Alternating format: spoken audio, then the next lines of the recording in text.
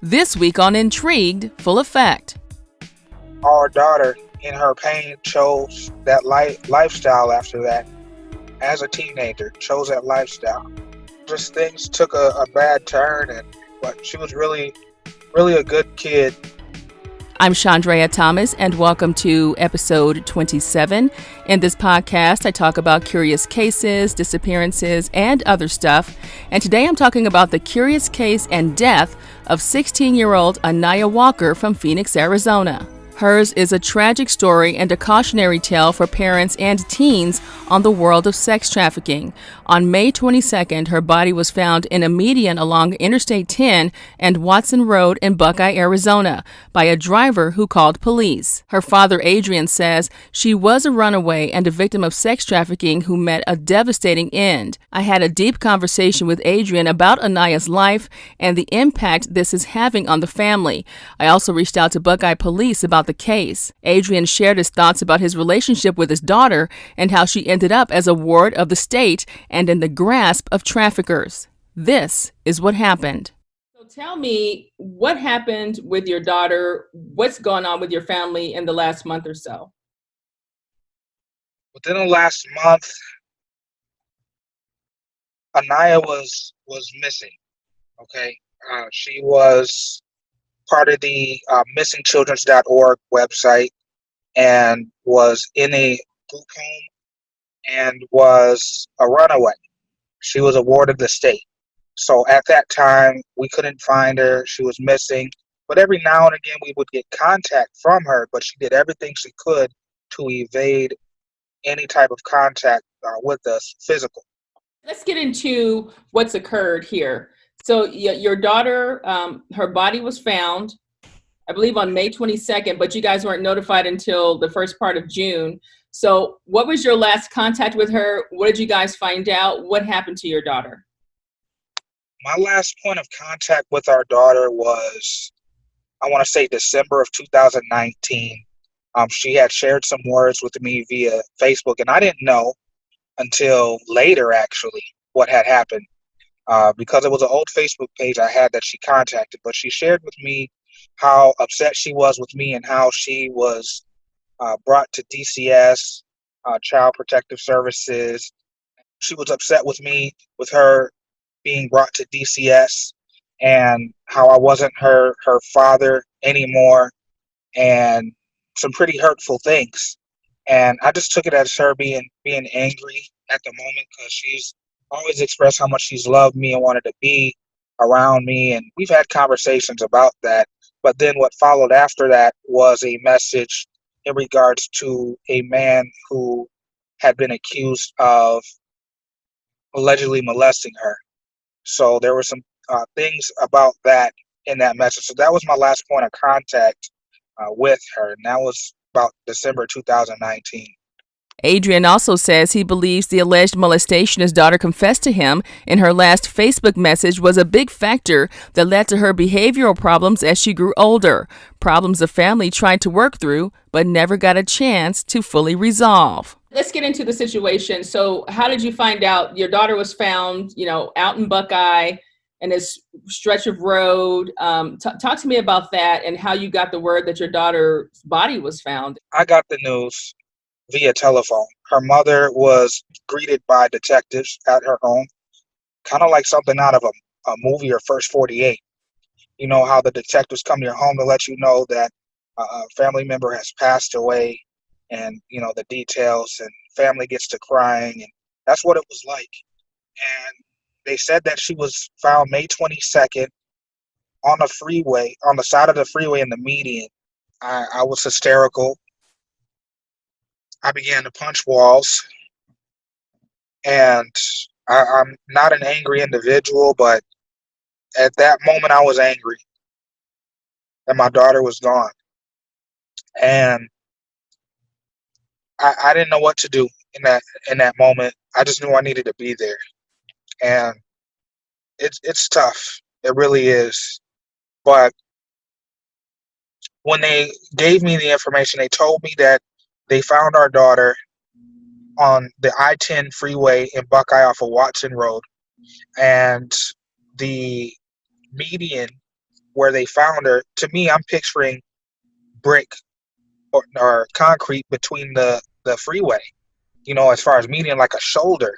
But when I went out there to see about the family and everything in Arizona, I noticed that most of the medians are ditches, pretty much. And that's where they found her, in a ditch, discarded like she was a piece of trash. And she was in various stages of decomposition. That made the whole matter even worse.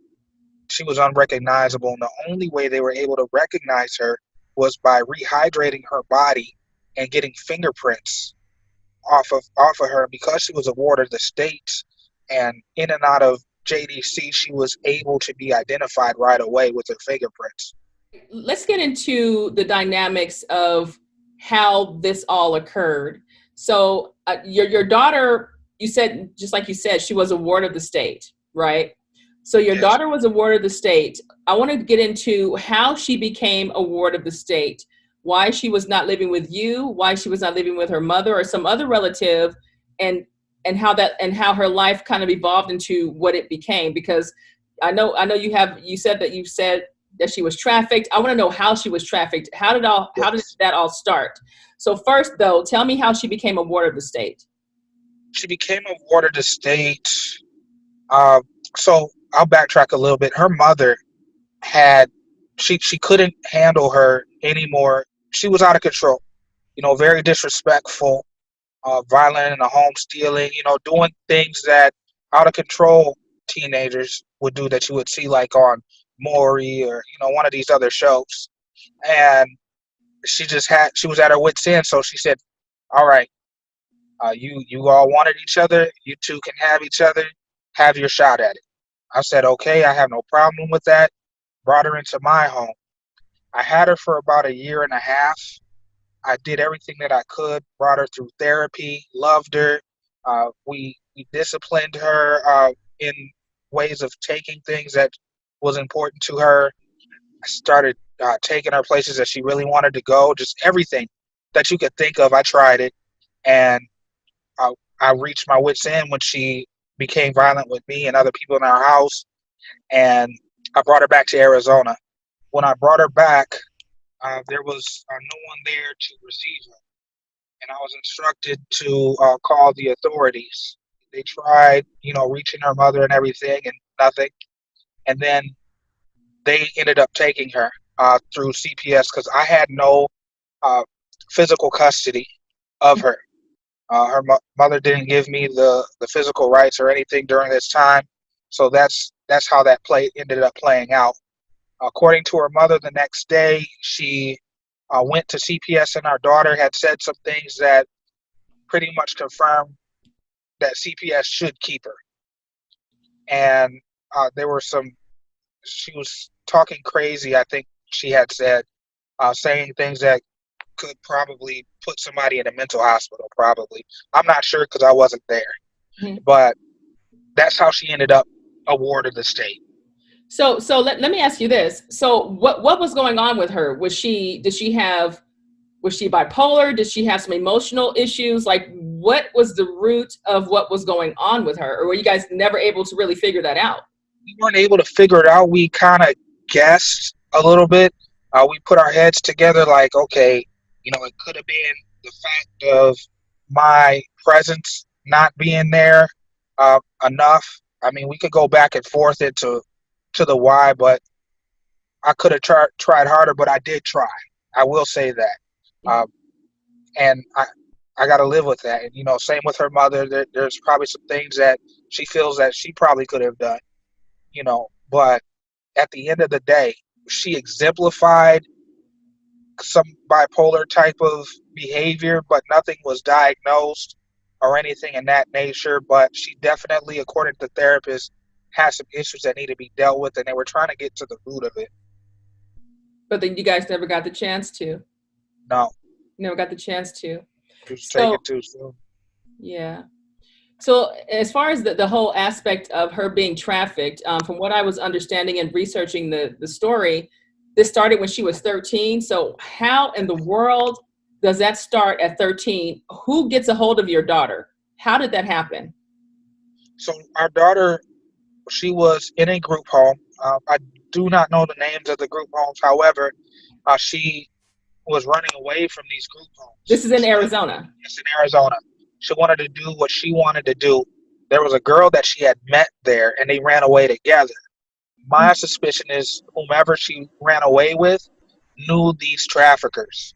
So they got in contact with these traffickers. Adrian says his daughter ran from her last group home because she allegedly heard from a woman connected to her traffickers and was threatened about testifying in an upcoming court case. They've been in the news and they were arrested. According to our daughter, she was beaten and raped into this lifestyle. And they told her if she did not continue to do what they told her to do, which was sell her body and sell drugs and come back with a certain amount of money, they would repeatedly beat her and rape her until she did what they told her to do. She was smoking weed and she was addicted to crack cocaine. Wow, at 16 years old? And from what they said, that they forced those drugs in her system. Do you know how long she had been using? I do not. Wow, man, that's a lot. Well, that It is is. a lot. That's a lot. Wow. So you guys don't have any idea of when she started? No idea. No, I don't. She ultimately ran away from them, and that's how they got caught when the detectives caught up to our daughter. They caught up with our daughter. Someone had called because they found her with that same girl in a garage. In a garage? In a garage, yeah, because she ran away. What they were doing there, still to be determined. But they found her in some sort of shed or garage out in Arizona. So these guys are in jail right now? One of them for are. those crimes, or? One of them are. The oldest one was released, from my understanding, and the younger one is still in there. So she got pulled in at 13, and then Yes. you said she was able to. How long was she in? She got out and then got pulled back in? I believe it was a matter of months before she ended up back in the group home after getting caught up with the police and everything. It was a matter of months between the time she ran away and the time they found her. She runs away again, gets caught up with some illegal activity, and ends up in JDC. From that point, she ended up in what's called Mingus Mountain, and she actually thrived there. She was doing very well there. Her schoolwork was up. She was doing well, and that's where we did our therapy sessions, because the goal was eventually to have her transition back into the home. We wanted our daughter, but she needed help. She was literally in the middle of nowhere, so she couldn't run away. She had no choice but to do what she needed to do to get out, or do what she needed to do to stay in. And although she thrived, she didn't make enough progress, according to us, the therapists and the judges, to go straight back home. So they transitioned her into another group home. And if she did what she was supposed to do in that group home, then she would have been able to come home. And according to our daughter, she wanted to come back to live with me, which is fine, provided that she completed everything she needed to complete. Something triggered her during her time at that group home. And if she did what she was supposed to do in that group home, then she would have been able to come home. And according to our daughter, she wanted to come back to live with me, which is fine, provided that she completed everything she needed to complete.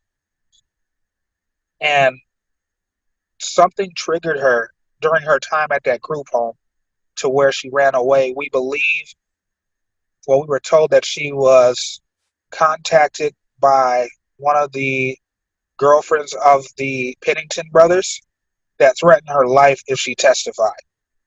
And after that, she ran away and wasn't to be seen after that until she got caught back up with the police for solicitation.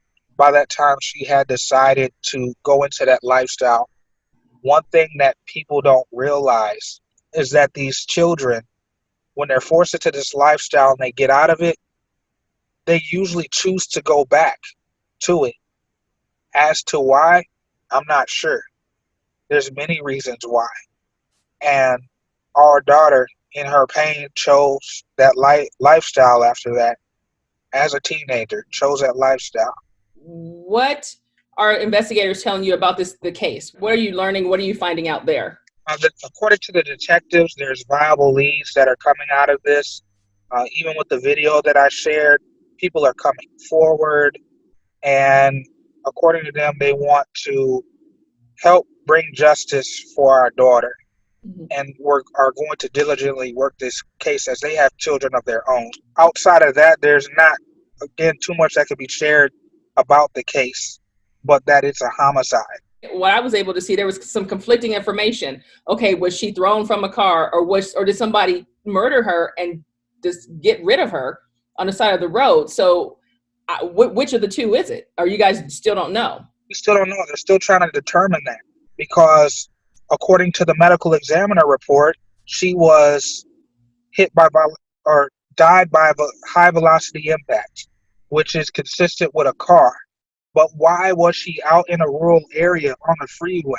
So there is still that probability of being killed and brought there. She was perfectly proportioned in the middle of a ditch. How did she get there in the middle of a ditch? Why did it take so long for people to see her? Why was she in so many different various stages of decomposition? Like, all these questions are looming, and signs, it's just fishy all the way around.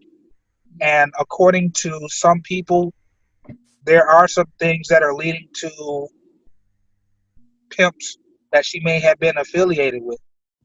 There's no solid evidence on that yet, but there's things that are leading to that. Mm-hmm. So we're asking people to come forward with this information. If you saw something, say something. Essentially, as far as what you guys are believing at this point, is that she had some sort of contact, I guess, the last person that she was with and all that kind of stuff. So I'm assuming police have that information or whatever. Yes, they have all the information that they need so far. And like I said, they're working the case as diligently as they can. I mean, I'm assuming they also, like, they have to ping their phone and their social media and all that stuff. Like, I'm sure they're digging into all that stuff though, right? They're working on the social media aspect. As far as her phone, she wasn't found with one, but she had one. So there's a lot of questions out there that need to be solved. Mm-hmm. And somebody does know something. I reached out to Buckeye Police, and officials say the Maricopa County medical examiner did an autopsy that says Anaiah likely died from high-velocity impact, suggesting she was hit by a car, but the final results are still pending. Meanwhile, Adrian thinks Anaiah was murdered and dumped on the road. Buckeye Police also confirmed they are looking at every possibility in the investigation. As a parent, let me ask you this. You know, as you've gone through this, as you're starting to go through this horrible process, what have you learned that you think you can relay to other parents to help them not have this happen to them? What would you do differently? It starts with social media.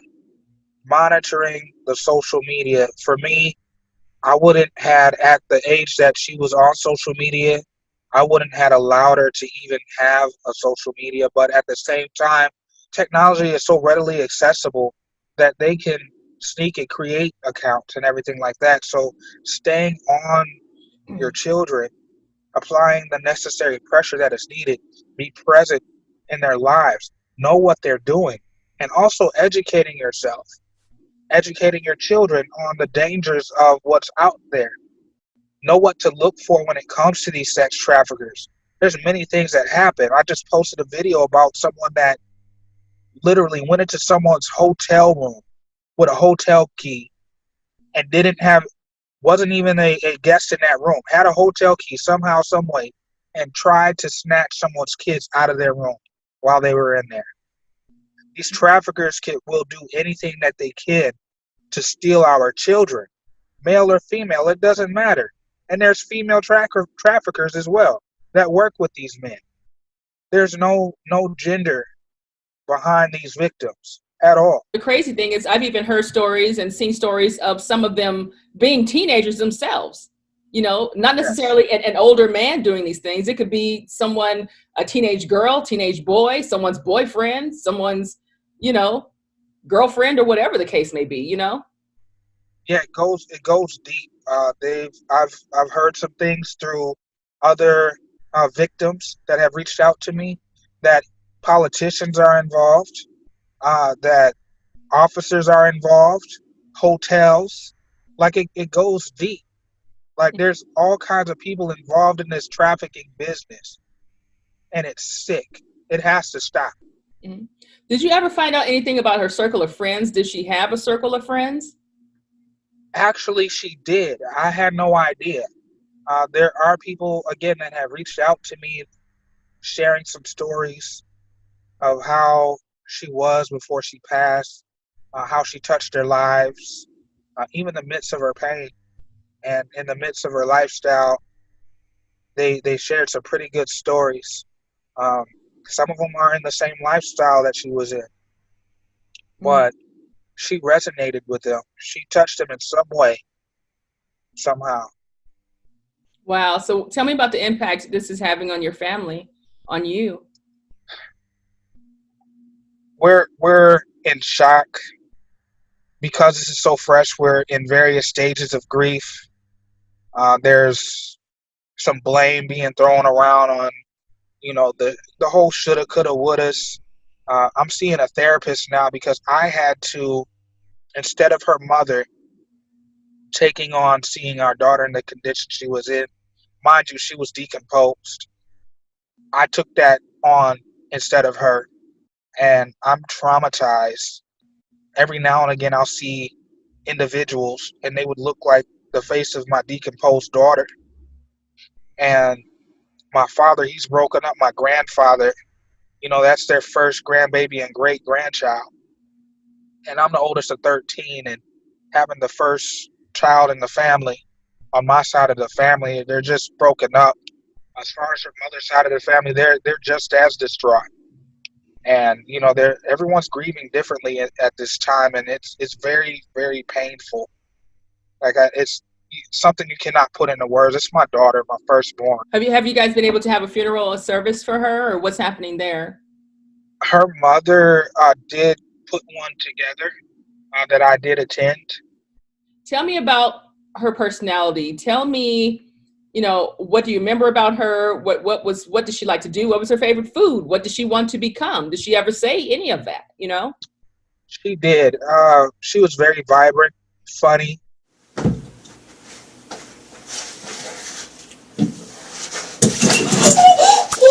Oh my god, it actually broke.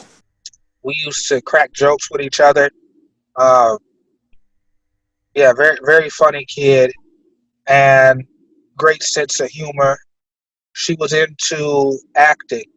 She wanted to be an actress. I had connected her with a couple people that could show her the ropes in Hollywood and, get her connected, to show her like, hey, this is something that you could do in the future. She had dreams of going to college and also being a phlebotomist. She had those dreams as well, wanted to get into the medical and wanted to genuinely help people. And food she loved. She had different eating habits. I did introduce her to her first taste of sushi out here in California. Although her culture didn't believe in it, she was adamant, and I had no problems. So we had sushi together. She was loved by many. She was loved by many. Um, Things weren't always bad. They weren't. She loved music. She really did. All types of music she was into. She was into being natural. Her favorite color was blue. She loved royal blue.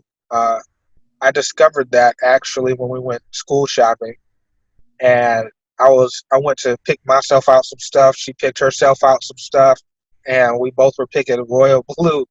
And that's how I discovered that was her favorite color, just like mine. And just things took a bad turn, but she was really, really a good kid. just needed to be redirected. It's when you stop and think about everything that she must have gone through at such a young age. I can't even fathom that as an adult. The things that you're saying to me and that you're telling me right now. How do you feel about that? What goes through your mind when you really stop and think about everything that your daughter has actually experienced and what she went through? So many emotions. I'm angry. I'm disappointed. I'm frustrated. I'm sad. I'm hurt. Like so many emotions. I'm a man of faith, and I don't question, who I believe in. I don't question my God, but at times I find myself still struggling with the faith aspect because of what happened. But I know there's a purpose, even in this bad state. I know there's a purpose in what's going on. There's definitely a purpose.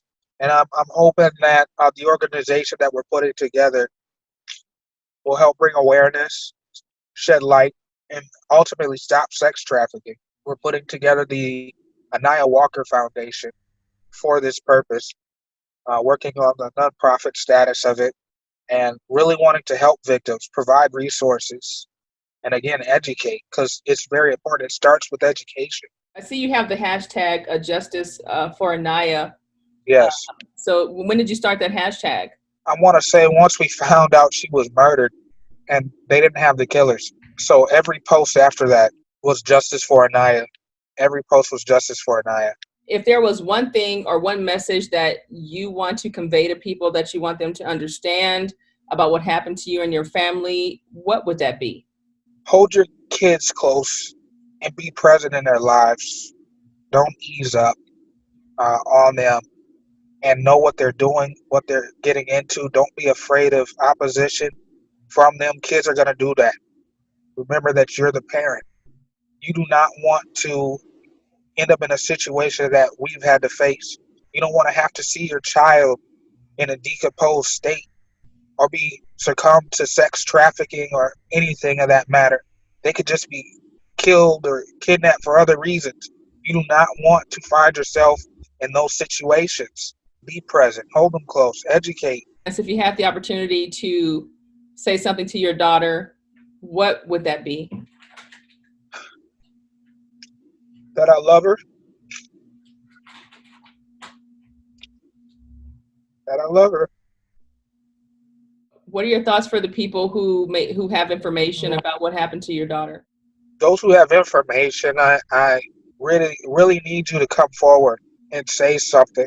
Our daughter didn't deserve this at all. So if you know something, please say something. When it comes to my final thoughts about this case, the first thing I think of is how mind-blowing it was for me to hear Anaiah's story. And you guys know I hear a lot of stories. That's part of what I do every day as a journalist. I'm wondering, how did she die? Did someone throw her from a moving car? Or was she murdered and the killers got rid of the body? Or was she trying to escape from someone and jumped out of a moving car? Those are all things to think about. And who was she with? A pimp? A John? Or was it someone she knew and trusted? It's sad and tragic to think about all the stuff that happened to Anaiah by the age of 16. Just pause and think about that for a second. I can't imagine being on the streets and in the position she was in at that age. I mean, that's just, wow. I also wonder about her parents and how they can mentally absorb what happened and how they will ever be able to move forward. I understand that Adrian is working on a nonprofit in Anaiah's name to keep the same thing from happening to another family, and that's a good start. I also wonder why Anaiah went back to the streets. I mean, what drew her back? Her father said she was making progress, but somehow she got caught up. Adrian said there are some leads in the case, so I plan to give an update as soon as I hear something new. The family also has a GoFundMe page set up to start the Anaiah Walker Foundation. If you have any information in this case, call Buckeye Police at 623-349-6411. If you have a case that you want me to check out, just message me on the Intrigued Full Effect Facebook page or via email at intriguedfulleffect@hotmail.com. Until next time, be safe and stay true.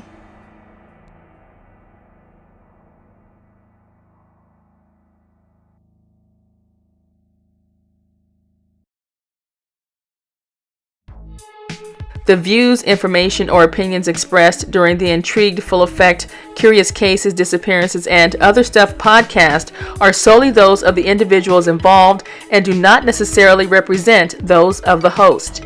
The primary purpose of this podcast is to educate and inform. The host of this podcast assumes no liability or responsibility for any activities in connection with opinions shared in the podcast. The podcast and blog associated with it shall not be used in any legal capacity or as a basis for expert testimony.